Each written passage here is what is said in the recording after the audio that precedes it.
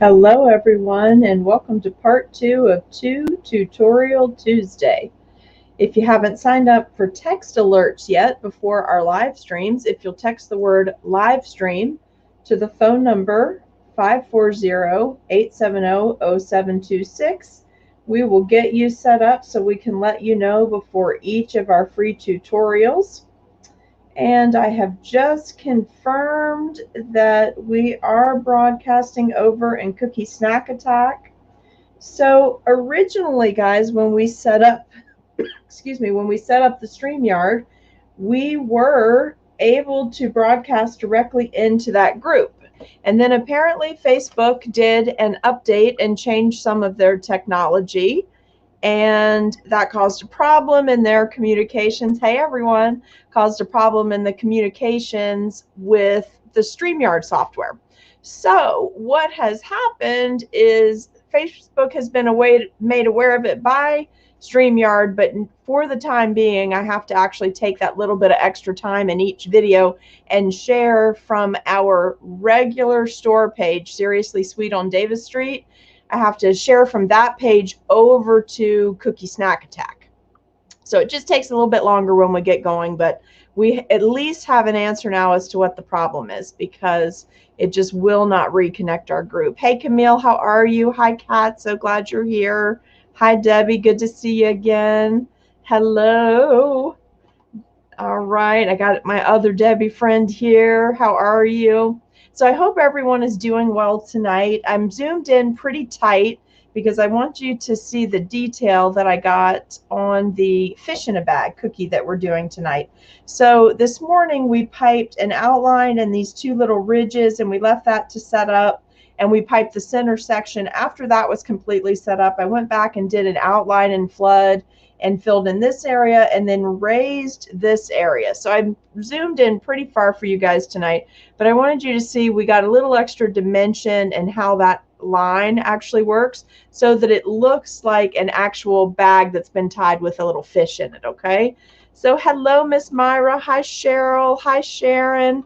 Barbie, good to see you. Let's see, Teresa's here. Nimrose, how are you? Your name is beautiful, by the way. I'm so glad I know how to pronounce it correctly now. It's Nimrose. Isn't that beautiful? She was in the mermaid class this weekend, and I so am enjoying seeing everyone's posted pictures from the class this weekend. Totally excited to see them, and some of the level up cookies are starting to come in. That's so fun. Please be aware that a lot of people were heading to CookieCon this week, so we did extend the deadline for the 2 challenges until the 12th of September. That gives you guys 2 full weeks to get your regular photos into the proper album and your level up photos, okay? Hey April, how are you? Good to see you tonight.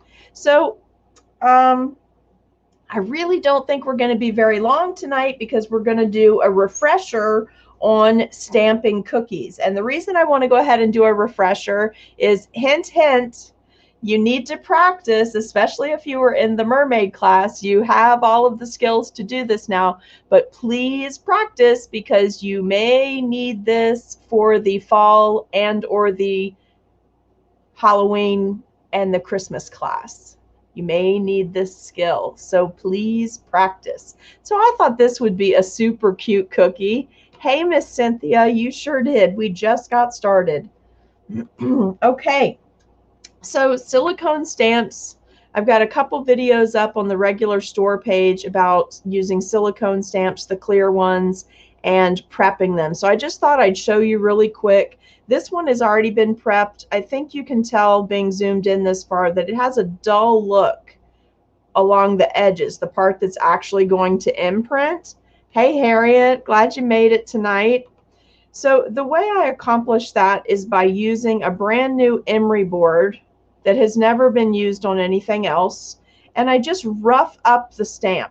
Literally, I'm not doing it now because I've already cleaned the stamp, but I just rough up the stamp so that it's not so slick, so that it will take the color better, and then I'm able to get beautiful stamping patterns like this. So for us tonight, we're just going to add this one cute little fish to our cookie, And we're going to line them up with the air bubbles that we put in place earlier today, okay? And it should be set up enough to do that. And then we're going to come back with just a little bit of the sterling pearl in a baby blue color by the Sugar Art. And that's how we're going to get some dimension and additional highlight up in this part of the bag and along this edge here, because it is meant to look like a plastic bag that has a fish in it, like you would pick up from the store, right? Now, I wanted to show you this as well. These are available in the bakery aisle at Walmart. If you're not needing your cookie to be flat, right? If you're not worried about that, I do this a lot on cakes, and I thought you guys might enjoy having this information. This is a nice size to start out with, like on mermaid cakes or that orange fish. What is that? I do a lot of those cakes with the Nemo. Is it Nemo? Nemo cakes. So this is a nice size to start out with. If you're going to do a really big fish on the side of a cake, you can always start out with those nice 6-slip balls. They're a couple millimeters up from this. Otherwise, you can get these sugar pearls for $1 a pack at Walmart. And then you can get regular white pearls, and this size would be the next size up, and then you can graduate up to nonpareils. But that way, up the side of a cake, you can, sorry about that. I guess someone just arrived. Yes, the little clownfish. That's what I'm trying to think of. And I think it's Nemo, right? Finding Nemo.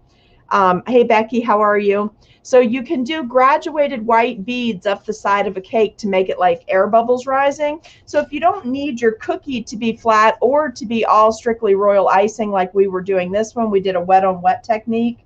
If you don't need that to happen, then what you can do is attach these beads with a little bit of royal icing and have the air bubbles float to the top of the bag, okay? So just another fun idea for you if you want to incorporate some candy. So let's go ahead and do our stamping first. And for tonight, just to keep things simple, we're just going to be using a black edible ink marker because I'm stamping in black. So we're going to use a black edible ink marker. And let me come in frame here. Let me move over just a little. I zoomed in so far that I'm not in my normal work area. I'm just going to lightly and quickly cover the stamp. All right, and I have tested it. Let me show you what I'd like to do just to make sure that my stamp is prepped properly. So that light sanding can occur with an emery board or with the finest sandpaper that you can get, finest grit sandpaper. Hey, Kelly, how are you? I know, Becky, the stamping is so you can see it again and practice some more. Hey, Debbie. So once it's colored, you would just flip it over. You hold it in place and then walk the rest of your fingers around the stamp. And that one anchor point is what keeps it from moving. And then look how beautiful that is. So that tells me I'm holding the stamp properly. I'm on a firm surface, and I have prepped the stamp because I got all those cool little lines of detail. So let's just quickly color it one more time. I'm going to hold it in place. Now you can also use the stamp pad ink. If you want to paint that on, you can use different colored markers. My suggestion to people that are first learning how to stamp is start with small stamps and start with a marker, and then find what works best for you. Because you actually can also, if you're very easy and are comfortable working a brush side to side instead of down in, you can also use gel colors to do this, thinned out gel colors. Ooh, I hope I didn't knock too much of the color. Oh, let me do it again, you guys. This fish is literally flopping out of my hand, and he hit the paper towel twice, so I don't want too much of the definition to be gone.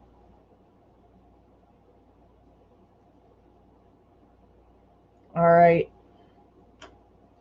So let's flip this over. I'm just holding the outside edges. I'm going to line up his mouth. Let it drop into place. Hold it with one finger and walk around the edge of the stamp with my other finger. Okay, just making sure that that doesn't move. I'm lifting off. I'm going to go under the sides of the stamp and pick him off, and look how perfect. He's so cute. These are silicone scrapbook stamps. Cynthia's asking, these are silicone. This is the ones I prefer to use, mostly because they're clear. Although this set came with suggested ways to paint it and color it, but most of the ones that I have are clear, and that way you can line it up and do extra detail work like lining it up with the air bubbles. So, okay, so a couple of things. I maybe make it look easy, but it's only because I had to practice so much. I started Valentine's Day a year ago playing around with stamps, and then I was like, I can't stand this. I'm not doing this well enough. It takes too much time, until I found a design at Valentine's Day that I absolutely had to master the stamping.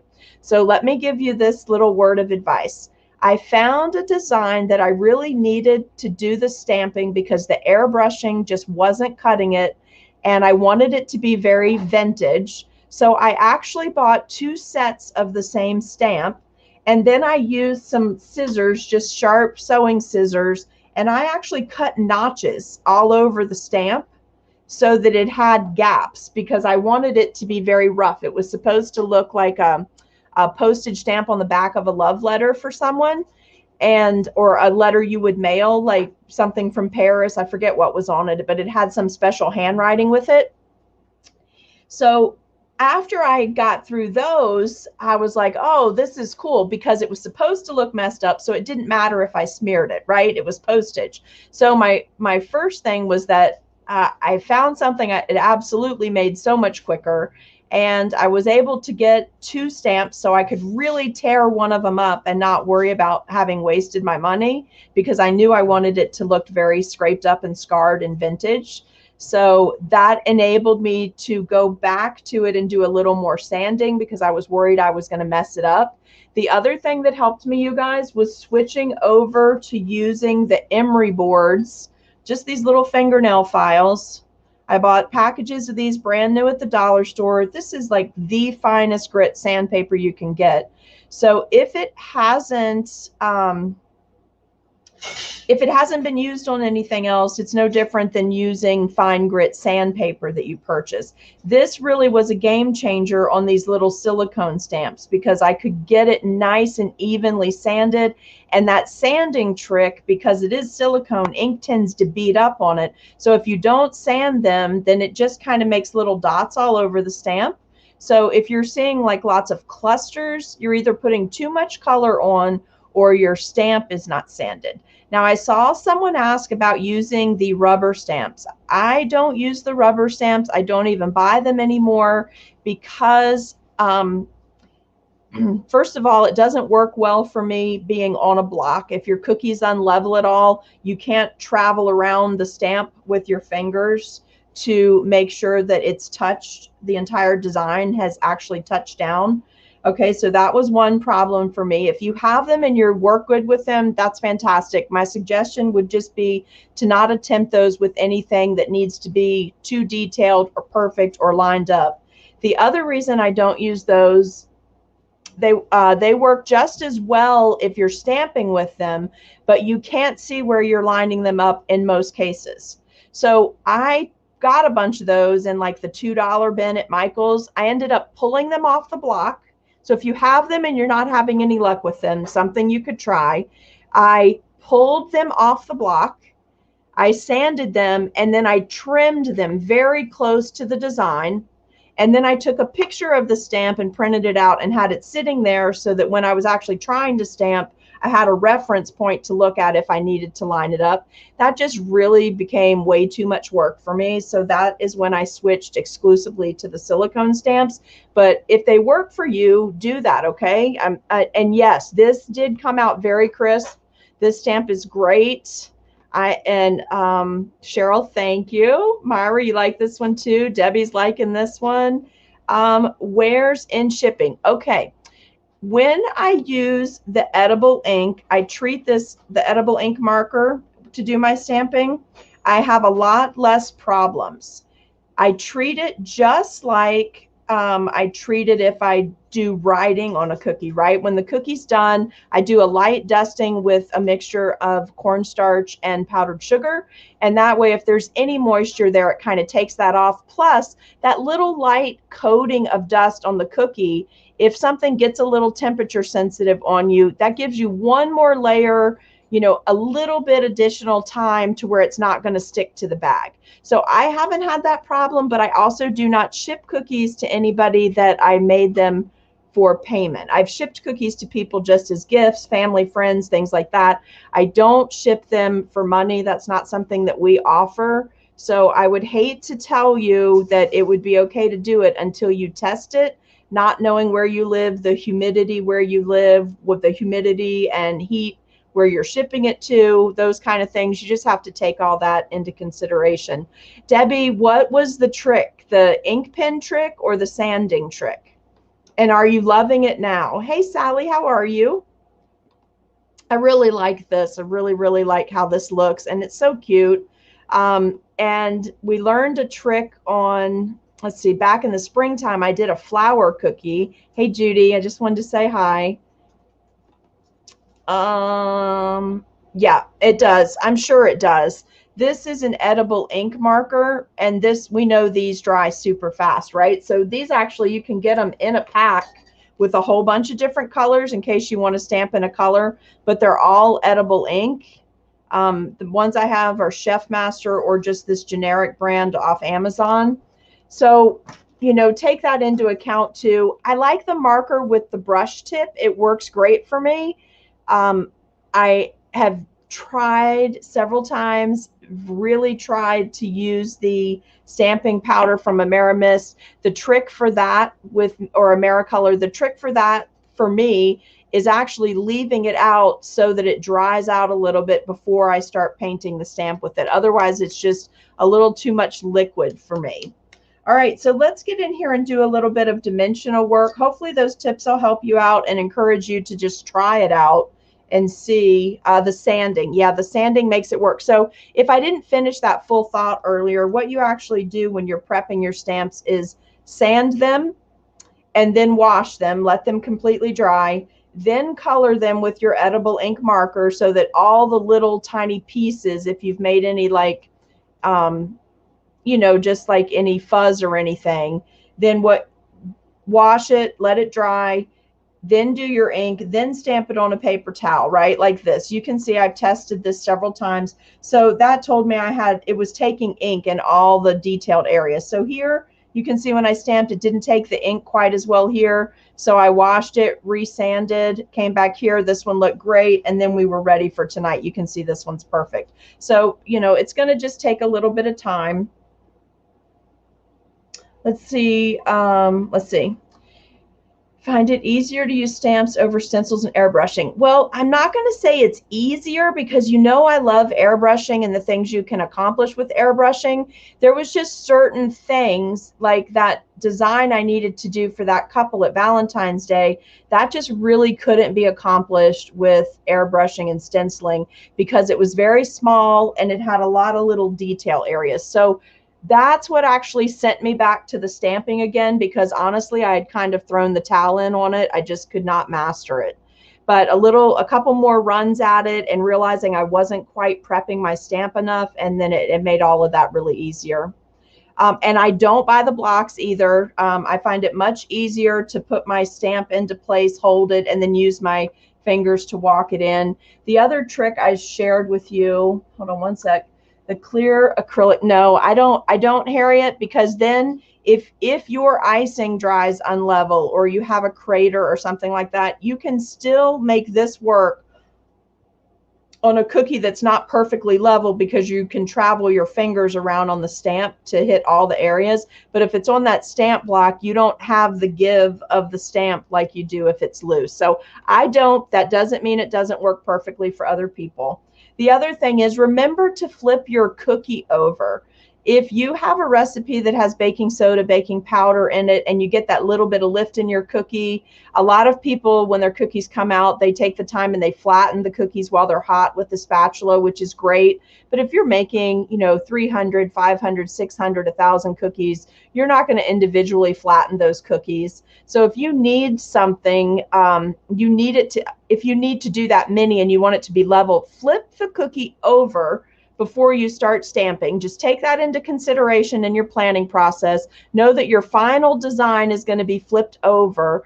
And the reason you do that is because if you do get a rise in the cookie, once you flip it over, that means you have a dent or an indentation on the other side, right? So once you do your outline and flood and gravity takes over, you're going to have a perfectly level cookie when that dries. As long as you have put enough icing on the cookie, it's going to dry perfectly level if you're using an 18-second flood and outline consistency. So you take that into consideration too, okay? Let's see. Hey, Sandy, it's so nice to see you tonight. All right, so let's do just a little bit of dusting. I hope that answers a lot of questions and gives you a lot of tips so you guys can check it out. I'm going to use a very puffy mermaid brush. This is my new baby blue, and I just want to do a little highlighting because I want it to look like water up here and not just like bright white icing. So I'm just using a very puffy dry brush, very soft, because my cookie was just iced at noon today, so it's not even set up fully overnight. I'm just going to pick up the tiniest little bit of blue. I'm going to dab it on the paper towel because I know I have too much. I just want to use this like a blusher brush. Right, and I'm just going to give a little bit of color on top of this white. You see that? We just give it a little, so it doesn't look so bright white. We want it to kind of look like plastic. The other thing that's going to do, guys, is up here at the top, I made ridges where my bag would have been tied, like you would see on a shopping bag. I'm going to lift that up so you can see it. But you see the ridges? Now you can see that I made that to look like ruffled plastic. And by doing that little bit of dusting, you can see really nicely that we have those two divot areas that we made. I'm going to put a little more on here just so you can see it a little better. But you can really see that, and it has that look of like a twisted plastic bag like you would pick up. Now, if you want right now, because this color is so good with what we're working with here, you could consider this your dry dusting if you want to shimmer it up a little bit, because this is a sterling pearl, so it has a little shine to it, so it's actually shining up the whole cookie, so it's a little more reflective. So let me lift that up so you can see that really good. And you see that last little bit, so you can see all the grooves that we iced up here. So that is our fish in a bag cookie. It's another example of the fun stamping. You do, Charlotte? You like doing it now? I'm so glad. I'm so glad. I think kind of once you master it, then you want to play with it a little bit more and get a little bit better at the stamps you're using. Hey, Shayna, thanks so much. Thank you for joining us tonight. So, and this is it. Do you see how soft this brush is? It's just so soft. It's like a blusher brush. You need at least one or two of these in your arsenal as we're coming into the Fall Days Fright Night sets, because we will be, and Turkish black from the Sugar Art, or another black luster dust, right? Not a shimmer dust, but a luster dust, because you're going to need that for some antiquing that's going on in the fall set, in the Halloween set, and in the Christmas set. Okay, and also just wanted to tell you, we start next Tuesday on Fall Days Fright Nights. So I hope you have either gotten your STLs so you can print your own cutters from Dots and Bows, or that you ordered your cutters. Let's see. Hey, Jen, so glad you made it. Oh, you're very welcome, Harriet. It's so cute, right? They make mini cookies that look like betta fish and goldfish that are, you know, they're about 2 inches and maybe 2.5 inches this way. So these done with some of those little fish, they're just cute little set for kids. So, and I love this little bit of dusting, how it gives it that look like a plastic bag would have that shimmer. It just is a little extra detail that doesn't take hardly any time. You know, it's a minimal amount of this product that you're using. I used Baby Boy in sterling pearl. You guys can see what it looks like. So just something easy you can do to level up the cookie a little bit for your customers. All right, let me see. Harriet, I know, I can't believe we finally get started. I'm so excited about the next series that we're doing. If you ordered in the 4 cutters, you're actually going to be making 8 different cookies. We'll make the 4 cutters, we will make 2 times. We will make a fall days series that will go together that you can photograph together very well. And then we're going to make fright nights. We'll make the same 4 cutters, but we're turning them into fright nights. So it's not a cutter flip. It's like a daytime, nighttime type flip in this situation. Okay. All right, let's do a few questions and then I'll let you guys go for the night. And then I am going to go work on my last 2 Christmas designs. All right. When you powder cornstarch and powdered sugar, does it dull the black? No, I don't feel like it does at all. You see on here, I just did it with the blue dust. It was even a colored dust, not even a white, and it doesn't. It just kind of disappears into the cookie. If anything, it adds a little sparkle. Let's see, April. Yes, you do need them for each holiday because it makes it a lot of fun. Ah, you got home from doggy daycare. All right. Well, you'll be back at it, I'm sure, as soon as you get home from your travels, Sally. I can't wait to see what you create when you get home. Let's see, where did the dust come from, Debbie? Is that what you wanted to know? This is Baby Boy Sterling Pearl from the Sugar Art. Okay, and if you're going to get on there and grab a color like this, please go ahead and get some Turkish black from the Elite line. Not Master Elite is black. In the Elite line, it's the true color, and you can dry dust with it, and it's that same color what you're dusting with. And get Turkish black. It's fantastic for antiquing, for doing around frames if you make picture frame cookies or something like that. Yes, a black luster dust will work for the Fright Night cookies, and it's also going to work with the Halloween cookie class that will be sold separately that won't be a part of Tuesdays. Okay, thank you, Cynthia. All right, Sharon, you're all set now, right? Becky, you're very welcome. Jen's getting the link, so the Sugar Art link is going to be right here for you. And then the cutters are available, either individual cutters or the set of 4. Use your discount. It's SS Class, CLASS 10. If you're in the DB Cookie Crew, you have a different discount code. Just message them for what that is, but you can also have 10% off. Barbie, no, I didn't recommend gingerbread for the next set of cookies, but you could do the next set of cookies in gingerbread. Do you mean like construction gingerbread, like bake them a little longer? Or do you mean that I said flavors? Because I definitely did say it's fun in the fall to start adding flavoring to your cookies. I did say that, but not gingerbread.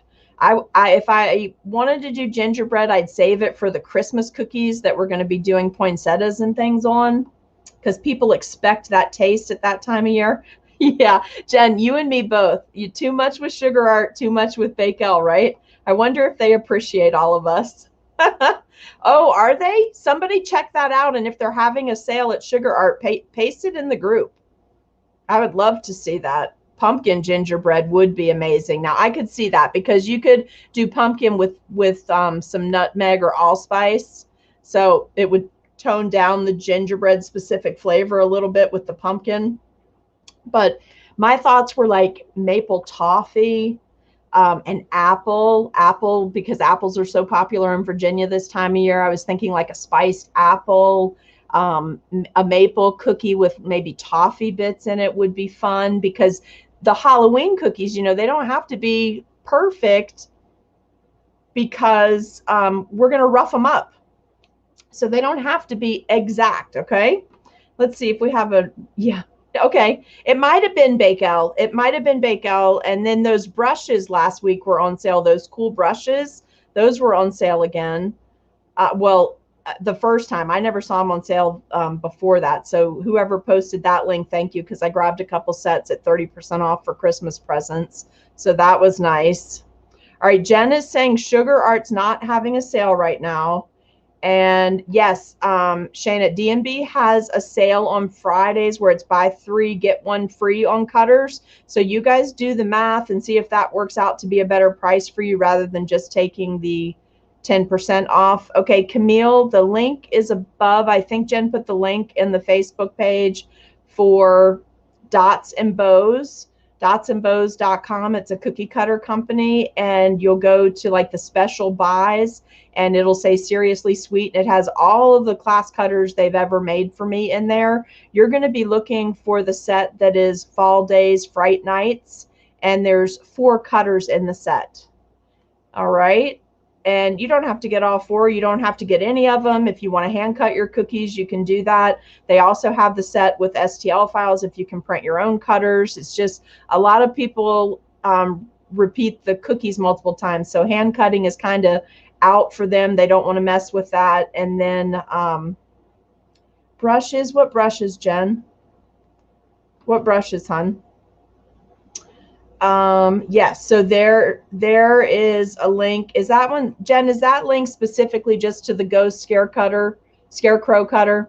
So your cutters, guys, they're going to have like 2 names on them. Like this cutter is the Ghost and the Scarecrow. So we're going to use it for 2 different things, but it's the exact same cutter. So I'm interested to see how you guys like that because I know, oh, Jen is saying that's for the set, you guys. So just go there and look at the set, and then there's a drop down bar and you can see each of the cutters individually there.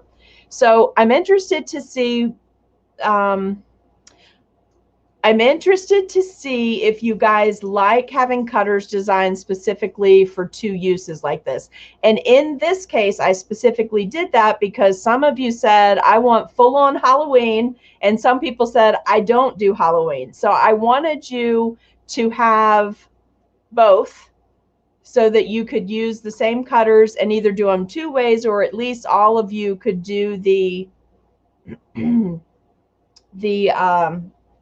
what am I trying to tell you? You could either do just fall or just Halloween, or you would have cutters you could do both with, okay? And honestly, once I show you the designs that I created for these, you probably could come up with a whole nother design, and I am seriously considering having a challenge within the Cookie Snack Attack group where you guys create an original design each week.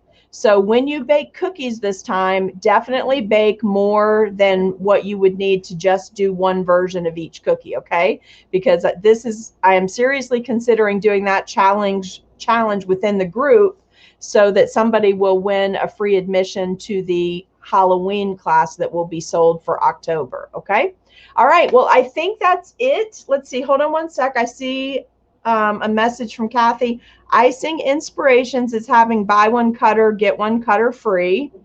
All right, let's see. Did you know some of the Sugar Art Sterling Pearls and edible glitter are? Yes, I did know that. And actually, anytime I link an item for you on those free supply lists that are on the coffee shop, like there's one up there now that looks like this.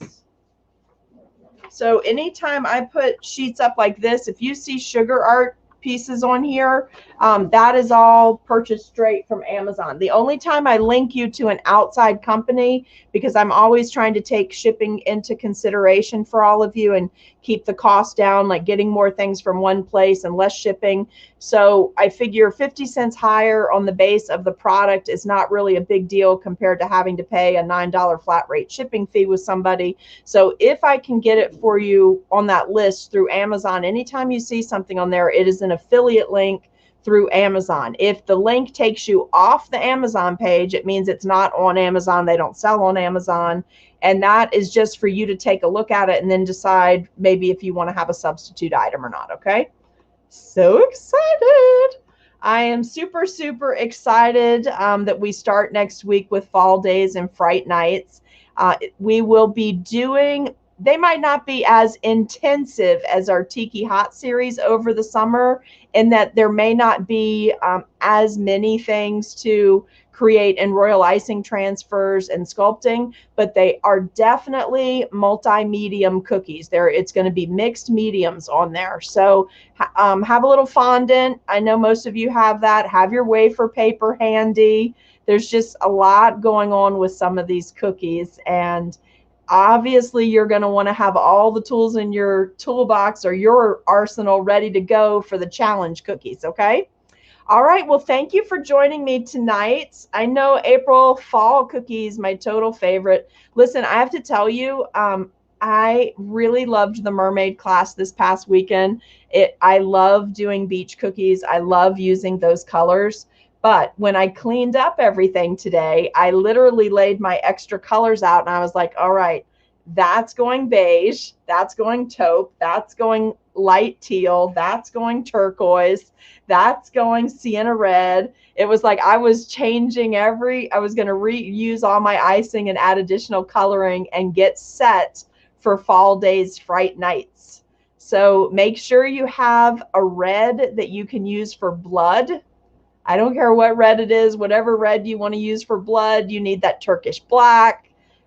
Just be thinking creepy cookies. Creepy cookies are coming. I'm so excited. All right. I'm going to let everyone go. Thank you for joining me tonight. Please practice some stamping. I promise you, the more you practice with it, using the tips and tricks I've given you, the better off you're going to be with the stamping. And I really would like you to have it down. You don't need it as much for the fall and Halloween cookies. I'll keep it more minimal for that. But I'd really like you to have this down for Christmas, because we can do some beautiful vintage Christmas, like the, you know what I'm talking about, like the old department store type things. We're going to be able to do that at Christmas time. So anyway, you guys get some practice in. Message me if you have questions. Send me detailed pictures if you have questions, and I'll be happy to help y'all.